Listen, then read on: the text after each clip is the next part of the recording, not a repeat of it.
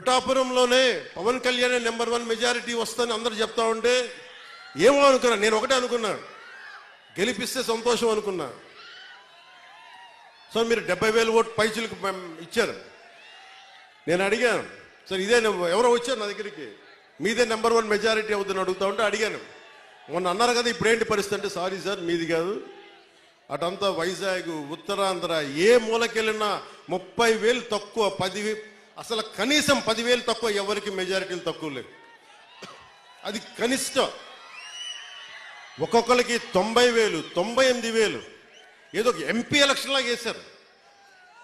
అంటే ఎంత నిలబడ్డారు ఈ రాష్ట్ర ప్రజానికం, రాష్ట్ర యువత ఎంత విసిగిపోయారు గత ప్రభుత్వం మీద. మీ కోపం, మీ ఆవేదన రక్తం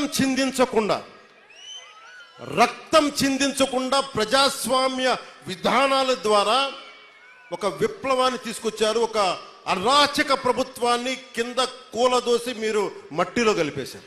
అంటే ప్రజాస్వామ్యం తాలూకా శక్తి, నాయకుల్లో గనక శక్తి సమర్థత ఉంటే అలాంటి 151 స్థానాలున్న ఒక ప్రభుత్వాన్ని, ఒక అరాచక ప్రభుత్వాన్ని 11 స్థానాలకి కుదించారంటే ప్రజాస్వామ్యం తాలూకు అత్యంత గొప్ప లక్షణం అది.